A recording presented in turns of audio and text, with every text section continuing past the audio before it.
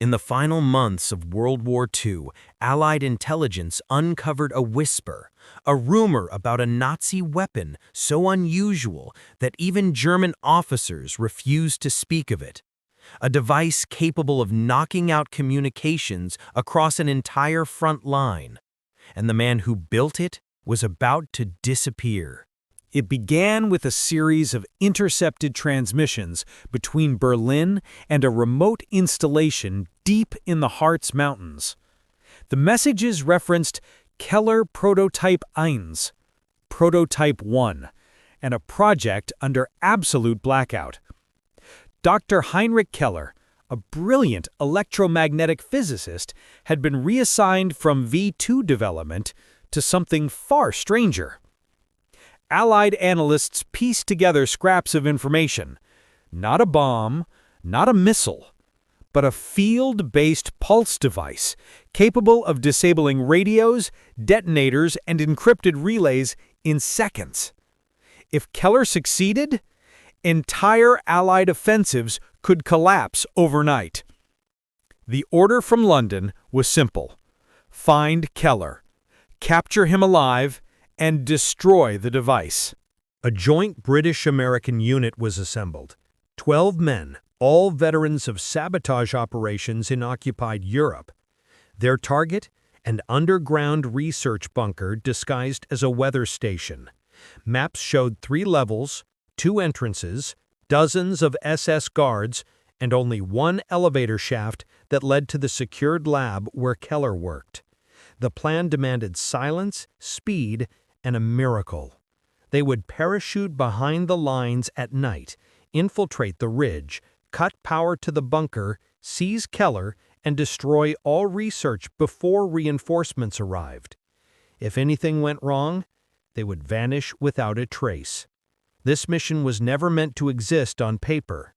Just after 2 a.m., the team slipped through the trees, bracing against freezing wind and distant artillery. The bunker sat beneath a steel dome, camouflaged by snow and rock. The first guard patrol was eliminated without a sound. The second never saw the team at all. Explosives placed on the main junction box plunged the facility into darkness. Panic erupted inside, shouted orders, boots scraping, emergency lamps flaring weakly. As the SS scrambled, the Allied team descended into the lower levels. There, they found something they didn't expect.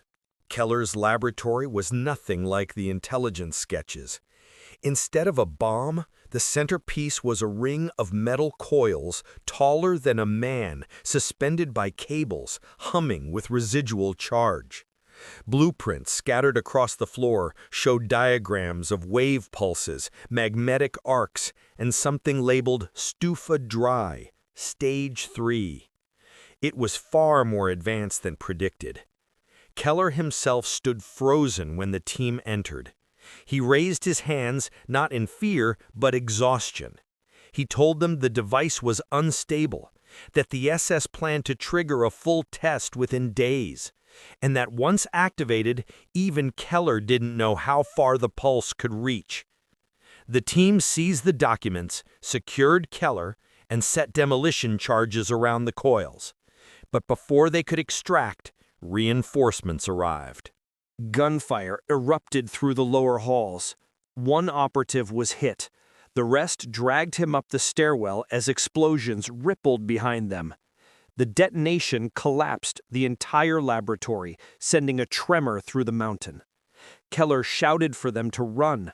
The remaining coils were overloading. The team burst through the service exit just as a white flash lit the trees behind them. Every radio within miles went dead. But Keller survived, and so did the knowledge locked in his mind.